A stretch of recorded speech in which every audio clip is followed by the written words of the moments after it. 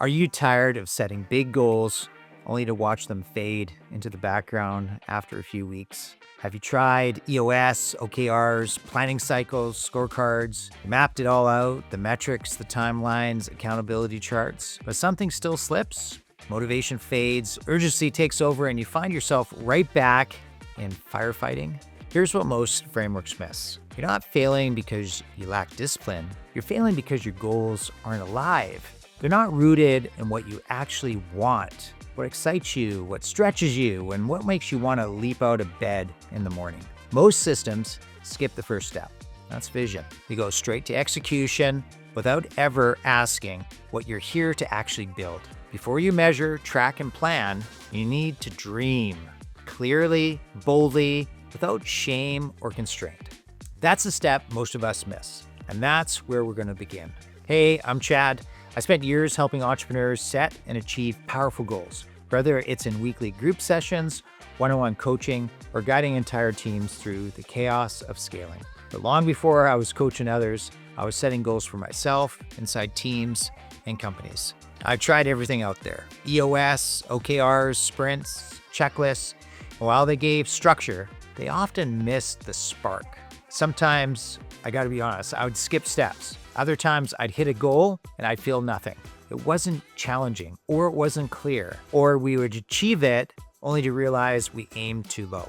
What I found, both in myself and in others, is that smart people have this real sneaky way of negotiating with their goals, redefining success halfway through, and blurring the lines just enough to say, close enough. But that doesn't build confidence. I think it erodes it. And that's when I started making adjustments. Not some formal system at first, just trial, error, and real conversations. I saw that when people say their goal out loud with clarity in front of others, something would shift. There's energy, there's ownership. So I started small, helping clients set modest goals, get them to declare them, and hit them. And then once they did, once that traction kicked in, we raised the bar. Bigger goals, harder conversations, more risk, more reward, and always more clarity. That's when I realized this wasn't about systems alone. It was about alignment. So I stepped back and I started blending the best ideas I came across. From EOS, I took structure and ownership. From OKRs, I took precision. From coaching, I brought in psychology, emotional alignment, and accountability. And then my jiu-jitsu buddy Matt introduced me to the work of Locke and Latham.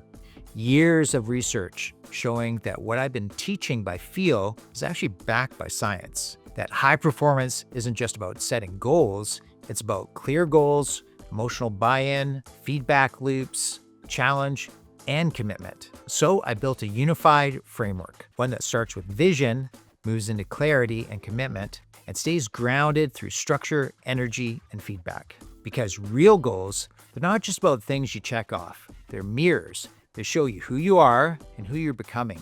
And when your will, your emotions, and your systems, and your environment are all pointing in the same direction, that's when the magic happens. So if you're ready to stop forcing your goals and start embodying them, let's begin with step one: clarify your vision.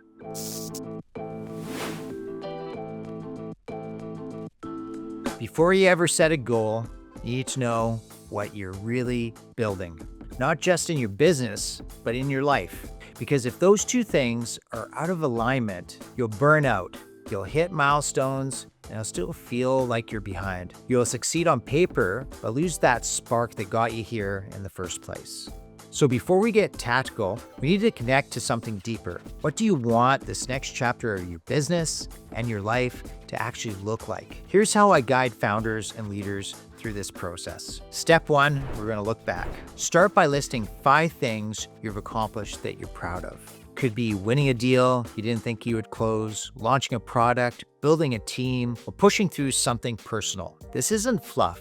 You need to remind yourself who you already are, so you're not building your future from doubt. Step 2, we're going to zoom out. Now make a list of 50 things you want to experience or create in the next 10 years. Think across both business and life. What do you want your company to look like? Team size, revenue, clients, culture. What kind of problems do you want to be solving? What do you want your life to look like? Time freedom, travel, family time, financial independence. How do you want to feel on a Monday morning?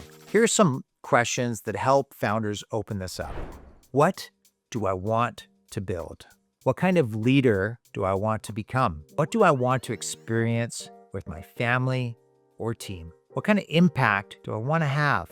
What kind of business ecosystem do I want to be a part of? Let it rip. No editing, no shrinking, just name it. Step 3, put a timeline to it. Next to each item, write how long you think it will take. 1 year, 3 years, 5 years, 10 years. Then go deeper. Pick the top 4 goals in each time frame. These are the ones that have the most pull, the most energy around them. They get your blood moving and whisper, let's go. Then step 4, you want to detail and understand the emotional charge. Now take those 16 goals and make them vivid. Write each one out in full. What does it look like when it's real? Who's around? How do you feel when you hit it? And most importantly, why you want to do this. Don't skip the emotional layer, because that's the fuel. The deeper your clarity and emotional connection, the more unstoppable the execution becomes. This process creates a living vision. It's not just a list, it's a map.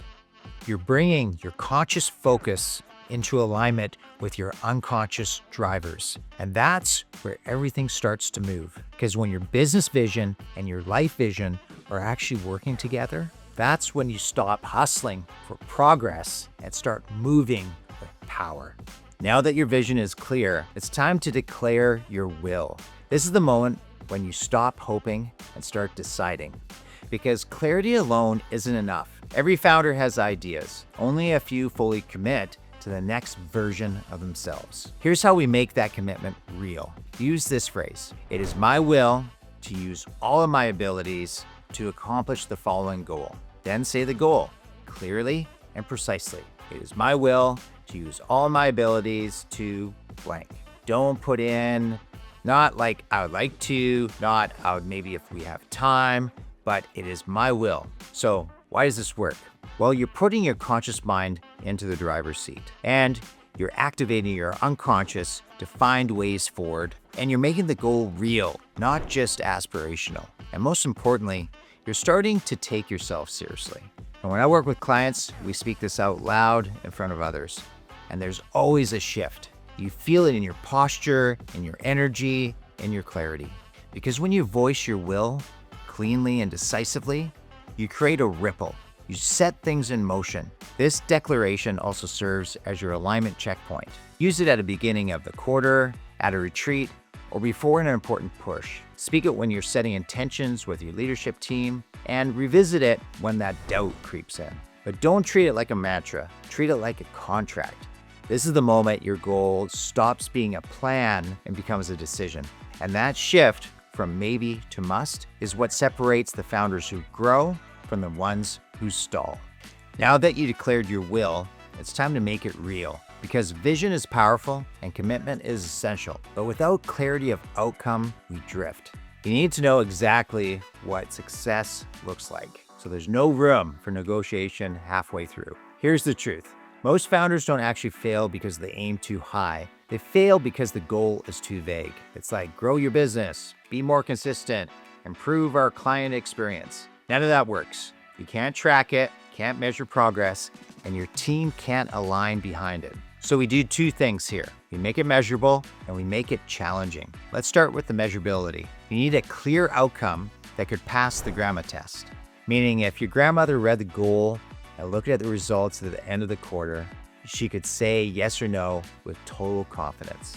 No vague language, no gray area.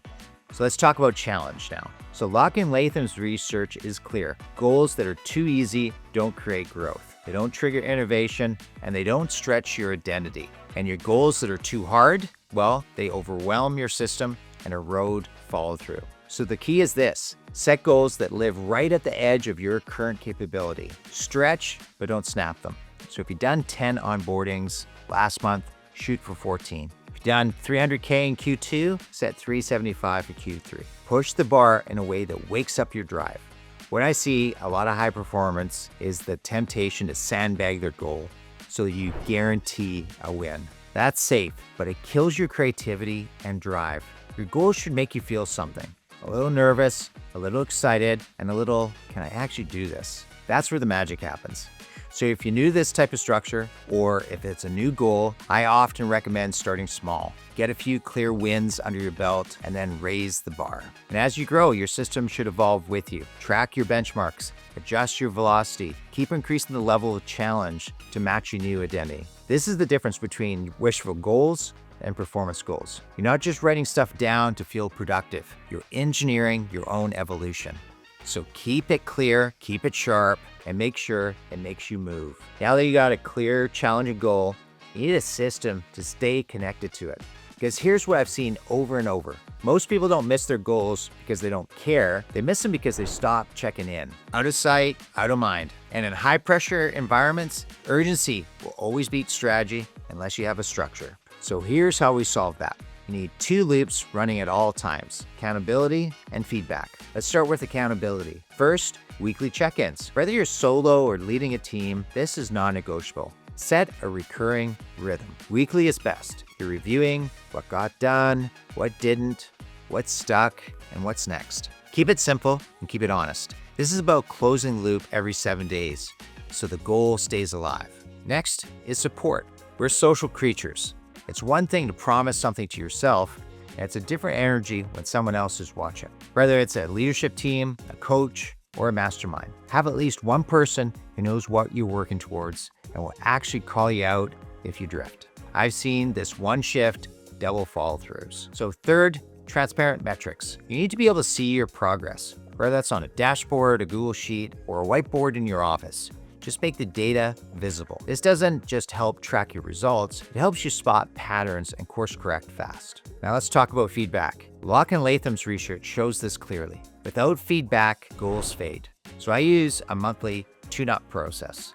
Every 30 days, reflect and reset. What's working? What's not? Is the goal still aligned? Or does it need to evolve? This isn't about judgment. It's about data, direction, and decisions. Now, one more thing, celebrate your wins. Don't skip this. Momentum isn't just built by pressure, it's reinforced by progress.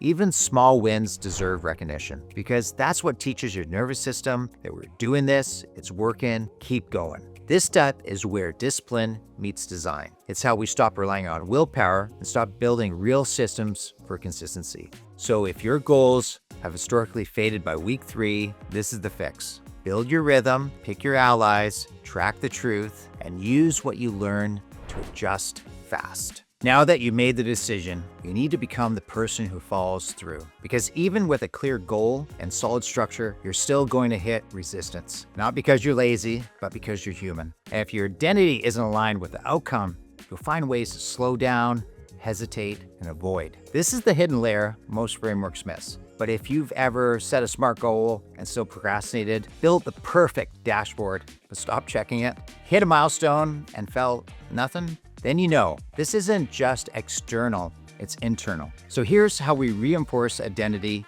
and energy daily. First, in the morning and evening, visualizations. Start and end your day by rehearsing the future. See the goal clearly, but not just the outcome. Visualize the entire process. Picture yourself having the tough conversation, solving the issue, delegating, shipping, leading. See it, feel it, smell it. Bring in all your senses and make it vivid. Because the more real it feels, the more naturally your nervous system will move toward it. Second, repeat your declaration when you need it. So remember that phrase from earlier on? It is my will to use all of my abilities to... You don't need to say it every day like it's a ritual, but say it when it counts. Say it when you're stuck. Say it when doubt creeps in. Say it when you need to remember who you are. It's not about hype, it's about alignment.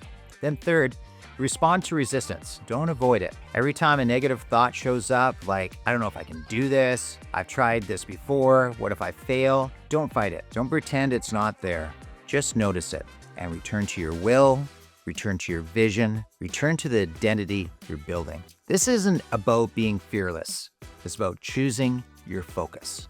And fourth, practice silence and detachment. Once you've seen it, felt it, spoken it, let it go. Don't obsess. Don't overcheck the scoreboard or dashboard. Just do the work and let the deeper part of you carry the weight.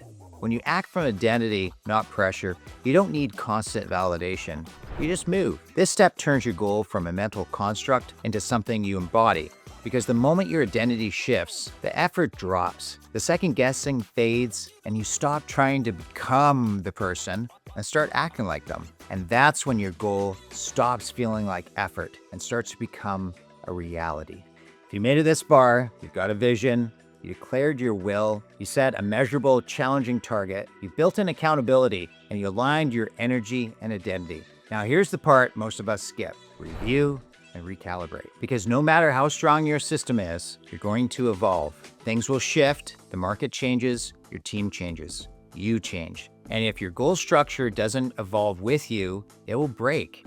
So every 30 or 90 days, we zoom out and ask, what's working, what's not, what surprised me, and what needs to change. This is not just a performance check, it's a conscious leadership practice. You're learning how to work with yourself and your business in real time. So here's the rhythms that I recommend. So weekly, you track and adjust. Are you staying on pace? Any early signs of drift? What conversations need to happen to stay aligned?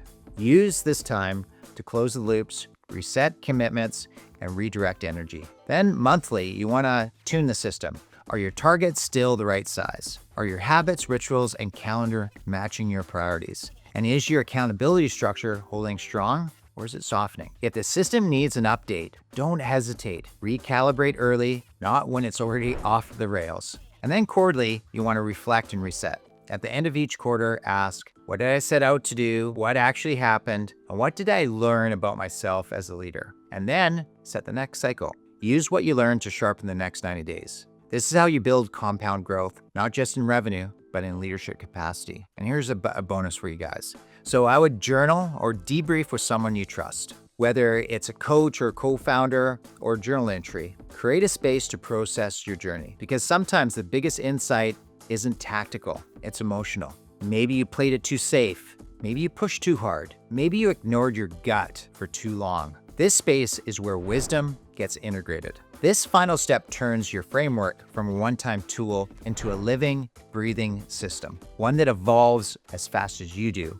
Because the most successful founders I know, they don't just set goals. They stay in relationship with them, they review them, they reflect, they adjust. And that's why they grow faster with less chaos. If you follow along through all 6 steps, you're no longer just setting goals. You're building something deeper, a system of alignment, a way of working with yourself, not against yourself. Because here's the truth, most of us figure out the hard way. Execution doesn't start with a to-do list. It starts with who you believe you are and what you've decided to move toward with conviction.